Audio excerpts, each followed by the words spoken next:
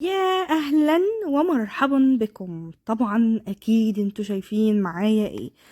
أنا عارفة إن الفيديو ده بقاله كتير، بس أنا غصب عني من كتر الفيديوهات اللي عندي بجد على التليفون ما بيبقاش فيه وقت حتى ايه من أمنتجها وابتدي أنزلها لكم. فبحس إن أنا بتوه كده يا ولاد. عايزة أقول لكم إنه ده فيديو من فيديوهات عيد ميلاد عيالي، يعني ده كان من شهر 2. ما علينا، ندخل في الموضوع. فاكرين كنت من ضمن الشوبينج اللي انا عملته قلت لكم ان انا ساعتها رحت كاسكو بيزنس وجبت من هناك الفخدة الضاني. وعلى فكرة كانت حلال، وريتكم التيكت. ومعنى حلال انها يعني مذبوحة بطريقة حلوة زي ما احنا ما بنحبها، لانه انتوا اكيد عارفين طريقة الذبح بتنزل كل الدم اللي في الذبيحة، مش بتحبسها، مش بتخلي لونها غامق. الحاجات دي احنا عارفينها من ايام ما كنا في مصر. عايزه اقول لكم كمان ان الباوند بتاعها يعني انا على حسب ما هتذكر يعني ب5 دولار وشويه في حدود. يعني الفخده اللي انتوا شايفينها كانت بتبقى عامله 49 50 دولار في الحدود ديت. وبما اني طبعا انا كان جاي لي ناس كتيره، فانا حبيت عارفين انتوا اعياد ميلاد حفلات، طبعا اي نواشف بقى اخترعي اي نواشف تيجي في بالك، يعني نعمل بقى نواشف ونخلي بقى كده الدنيا حلوه عشان الموضوع يبقى شكله شيك ولذيذ. انا جبت التلاتة دول اللي انتوا شايفينهم، وابتديت طبعا اللحمه ما بتتشطفش ما بتتغسلش. وخلي بالكم اللمب ده كل ما احجامه بتبقى صغيره بيبقى حلو. والميزه كمان في امريكا ان احنا مش عندنا الزفاره، يعني ساعات يمكن شويه الخرفان في مصر ساعات بتبقى شويه مزفره وبيفضلوا يغسلوها بخل والكلام ده كله. احنا مش محتاجين نعمل ده هنا خالص. انا مسكتهم طلعتهم من الكيس زي ما انتم اكيد شفتوا، وكل اللي انا عملته مسحتهم بالمنديل. نيجي بقى للتتبيله الفظيعه اللي انا بموت فيها وبحبها، انا بحب التتبيله دي في اي مشاوي. يعني انا حطيت شويه فلفل احمر حلوين، عليهم بصل مقطع زي ما انتم شايفين، عليهم كمان طماطم. وهحط التوابل بتاعتهم، هحط ورق لورا صاحي في الخلاط، حبهان، هحط كمان شوية خل. توابل اللحمة المشوية دي عندكم ما عندكوش يبقى هنحط حبهان صاحي، ورق لورا، جوز الطيب، فلفل اسود، دبس الرمان، دبس الرمان ما تنسوش. وهنضرب كل دول بملح وفلفل وشوية كده توابل حلوين محبشين. هاتوا اي توابل سموكد من يعني في توابل مخصصة للحمة المشوية في الماركت عندنا هنا. كل بقى اللي انا هعمله ان انا هبدأ افتح فتحات عشان تلحق. طبعا انا كنت عاملاها من قبلها بيوم او من يومين كمان، فانا هبتدي افتح فتحات كده بسيطة، مش بسيطة قوي يعني كبيرة شوية يعني. في الفخدة، كل فخدة وفخدة، عشان طبعا تلحق تتلذذ وتتشرب من هذه التتبيلة اللطيفة الحلوة. طبعا كل ما قعدت في التتبيلة في التلاجة احسن لكم، هتشرب احسن وهتبقى كويسة خالص. لكن طبعا بما اني انا اوريدي كده كده اشتريتهم متأخرين، فانا يا دوبك لحقت حطيتهم يوم واحد بس. زودت الملح شوية عشان اللي يلحق يتبل في يومين لا يتبل في يوم، ونقلب الموضوع وشقلب وقلب ونخلص. طبعا كالعاده انا مش محتاجه اقول لكم ان انا في التشبيح ما عنديش يا مرحمين، يعني انا دايما باخد حاجات فوق قدراتي.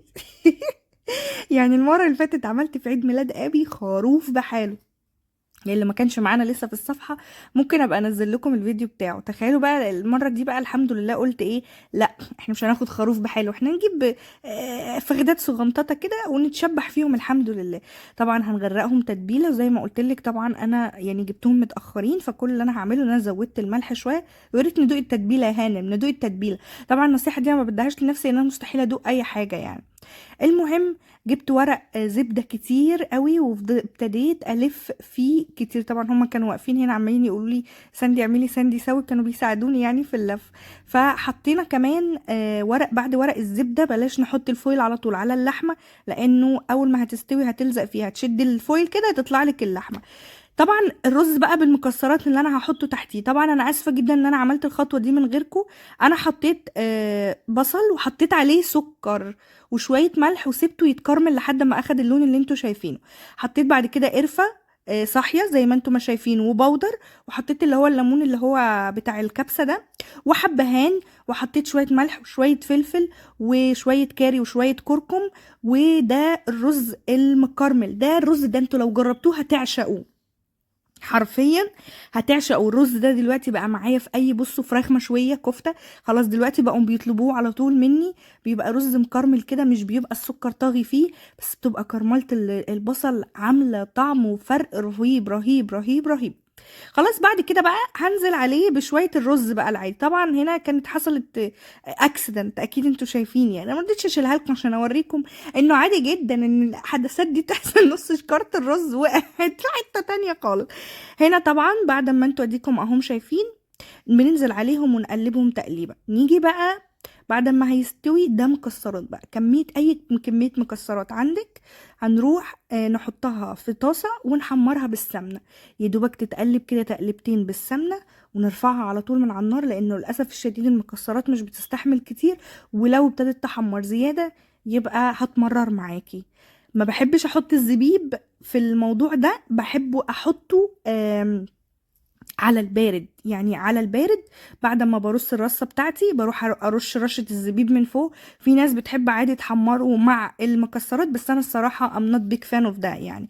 هنا على فكره بيل صمم ياخد مني البتوع دول ويعمل لهم سموكد على الجريل، معرفش اخدوا 6 ساعات منه، فانا مرضتش ازعله الصراحه، بس كان طعمها حلو قوي وكانت مستويه. هو عنده 8 متر وبيفضل يغرس فيها والدنيا معاه بتبقى حلوه. لكن طبعا لو احنا هنحطها في الفرن الصراحه، خلوني امينه معاكم، هتطلع معاكم جوسي اكتر من كده. هي دي كانت طعمها حلو ومستويه ومحمره وكل الكلام ده كله، بس انا كنت عايزاها عارفين تبقى جوسي لوسي كده.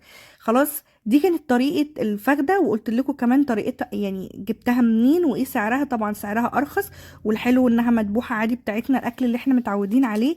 اتمنى تقولوا لي ايه رايكم في الفيديو يعني في الكومنتات كده، وقولوا لي انتوا بتعملوها بنفس الطريقه، عجبتكم ولا ما عجبتكوش؟ والرز كمان بتشوفوا حد بيعمله كده ولا انا الكائن الغريب العجيب؟ بحبكم جدا من كل قلبي، بشكركم قوي على محبتكم الكبيره اللي دايما بشوفها في الكومنتات. ودي كانت السفرة اللي انا قدمتها في عيد ميلاد بنوتي. انا اسفه جدا الحاجات دي بتنزل متاخر، بس كويس انها بتنزل يا ولاد، في تقدم في تقدم ان شاء الله هنوصل في يوم من الايام. يعني الموضوع مش بعيد الحمد لله. طبعا عملت لهم حاجات كتيره، هبتدوا بقى واحده واحده انزل لكم ان شاء الله، يعني بعون الله بعون الله. الفيديوهات الفراخ دي هنزل لكم طريقتها، الكفته اللي انا بعملها بالطريقه العجيبه الغريبه دي. كانت الفخده على فكره بعد ما قطعناها، والمحشي ده كانت مامتي الجميله الحلوه عاملاه لي. كل سنه وانتم طيبين وباي باي.